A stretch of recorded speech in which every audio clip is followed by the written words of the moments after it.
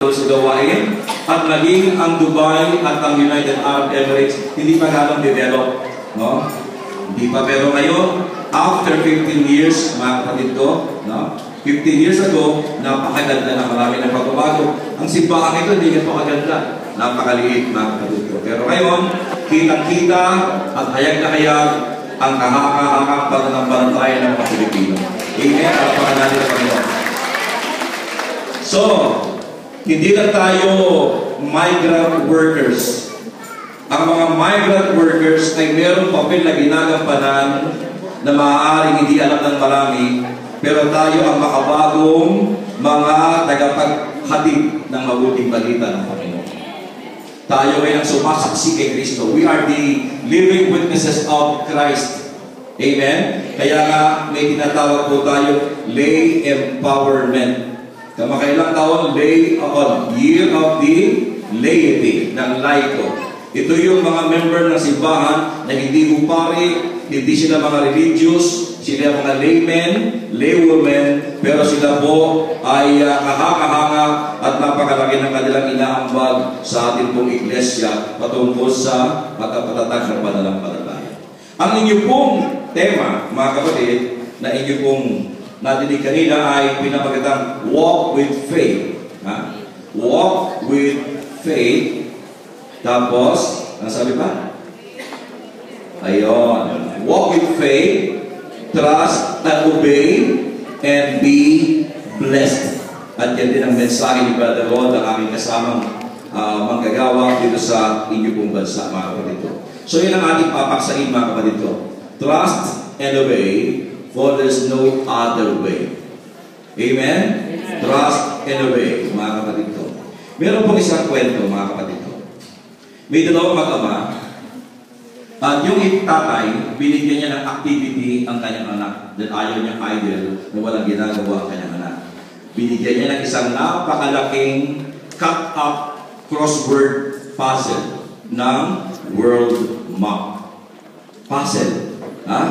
Na binubuo, gupit-gupit po yun, cut-up puzzle ng world map. Malaki. Nagtaka ang ama, matapos siyang iwan ng kanyang anak, ilang minuto lang, natapos ng kanyang anak na buuin ang world map. Nagtaka yung tatay sapagkat yung kanyang anak, wala namang knowledge tungkol sa geography. Pero paano yung nabuo ng ganun kadali yung world map? Nagtanong ang tatay, anak, galing mo naman. Ako'y nagtataka, paano mong nagawang buuin sa ganyang sandali ang napakalaking mga cut-up puzzle ng world map? Sabi ng anak, Daddy, nakita ko po kanina, sa likod ng mga mapang putol-putol na binubuo, may image ng tao na putol-putol din. Yun po ang sinundan ko. Nabuuin yung image ng tao. At Daddy, nung nabuo ko yung tao, nabuo yung mundo.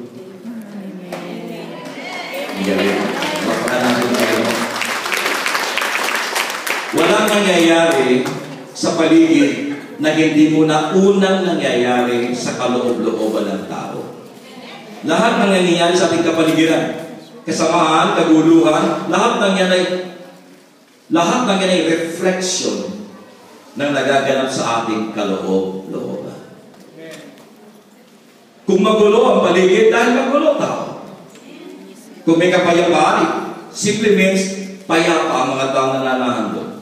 Kaya kung sa ating community may away-away, may disunity, may pagkakabahagi, pagkakakampi-kampi, ibig sabihin, kaya magulo yung ating gawain, magulo tayo.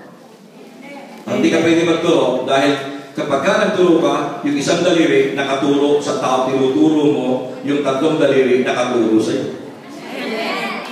Kaya may kasabihan at yung isang daliri nakaturo sa Diyos. At may kasabihan, when we are looking for a fault, use a mirror, not a telescope.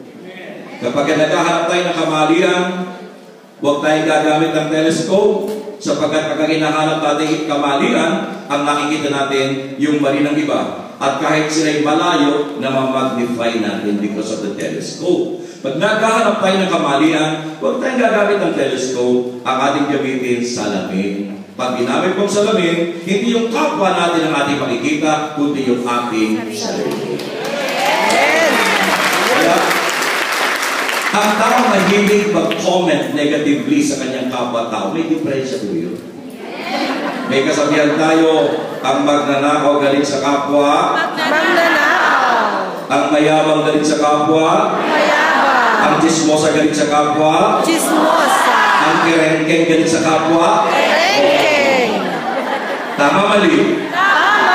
Dahil kung hindi ka mayabang, yabangan man tayo ng yabangan ng ating kapwa, what effect yun sa atin? Hindi ka na magagalit sa ginagawa niyang pagyabang sa atin. At sa lahat ng kanyang pangit na pag-ugali pinapakita sa atin, hindi ka na affected. Sa halip, ang mararamdaman mo, awa. Kaya sa halip na katulad ng labanan, pinag-pray mo siya na pagpalain siya ng Panginoon. Amen. Kaya kapag marami tayong pintas, negative comment sa ating kapwa-tao, isa lang ibig sabihin niya, inihanayag sa atin na tayo din ay may diferensya. Kaya magulo ang ating paligid sapagkat yung kagulo na nagaganap sa paligid, sa mundo, sa tahanan, sa community, ay reflection na kagulo ang nagaganap sa ating kaloob-loob. So if we are at peace with Christ, mga kapatid, sa ating kaloob-looban, kung saan ka nandoon na magulo, nagkakaayos sapagkat nagkikita yung tulay. Nagkikita yung kasangkapan ng Panginoon. Make me an instrument of your peace, sabi ni St. Francis of Assisi.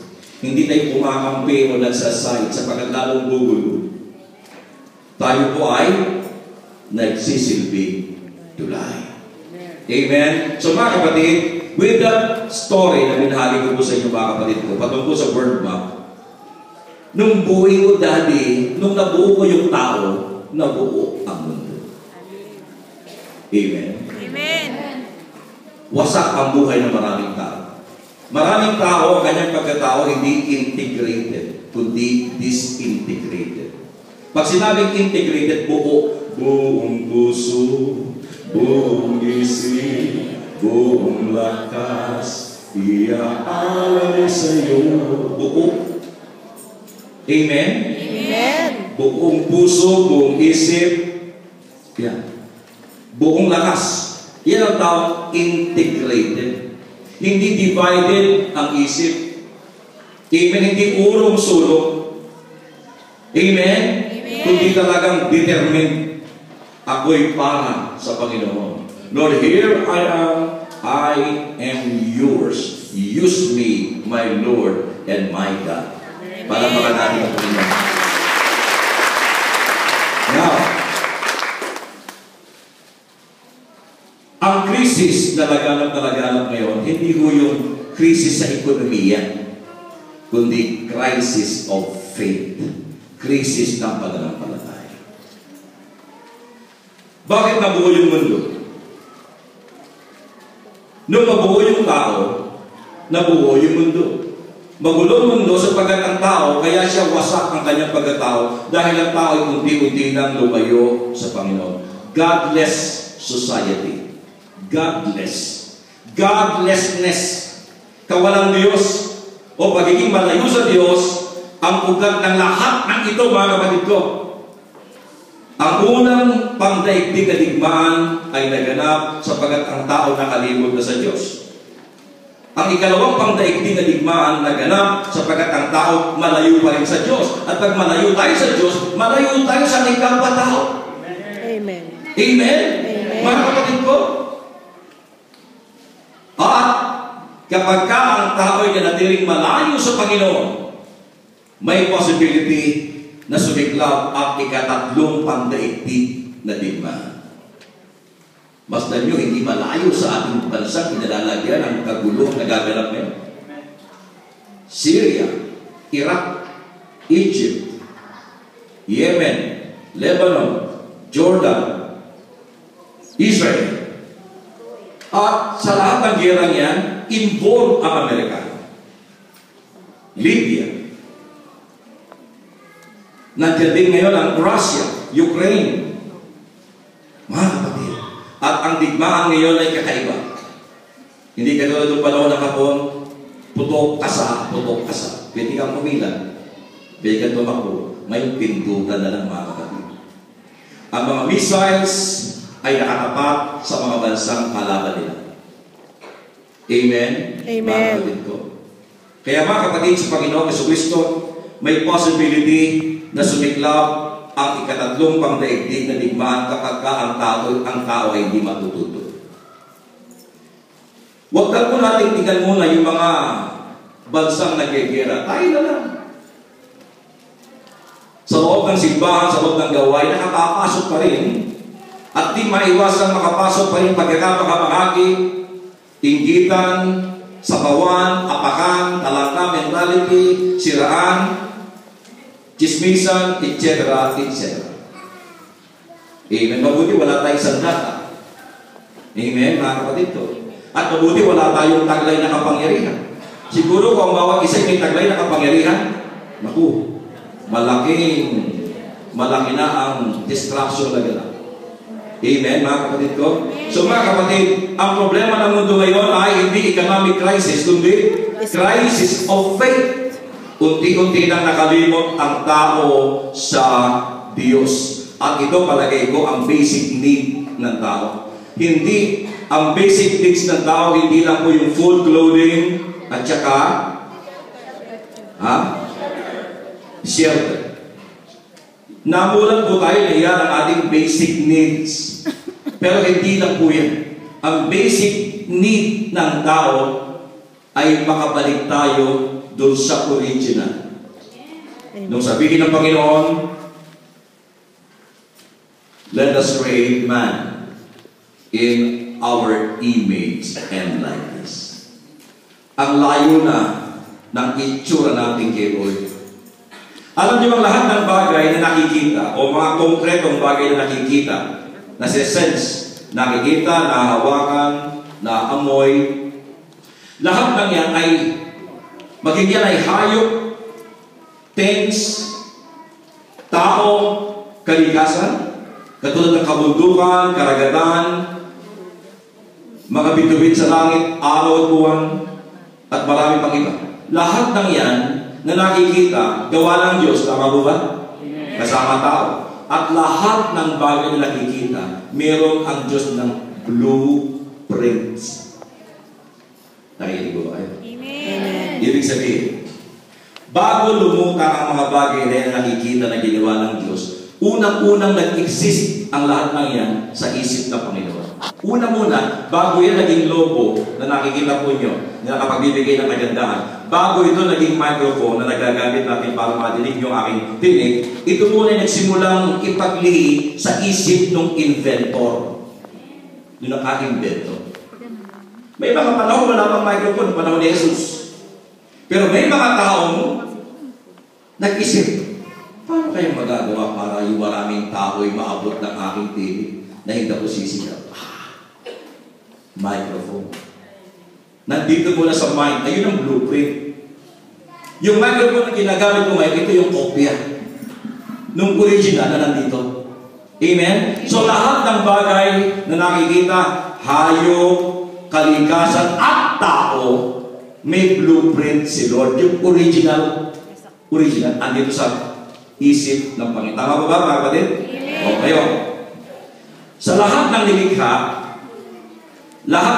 ng Panginoon, maging yan ay hayop, karagatan o kalikasan, lahat ng yan, eksakto, yung kopya, doon sa blueprint na nasa isip ng Diyos, sakto. Sukat na sukat. Iyong. Kung ano yung inisip ng Diyos sa hayop na yon, na nasa isip niya, at yung hayop na nakikita na ngayon, eksakto. Iyong mismo, yung hayop na yan. Yan ang nasa isip ng Diyos, sakto. Pero hindi sa tao.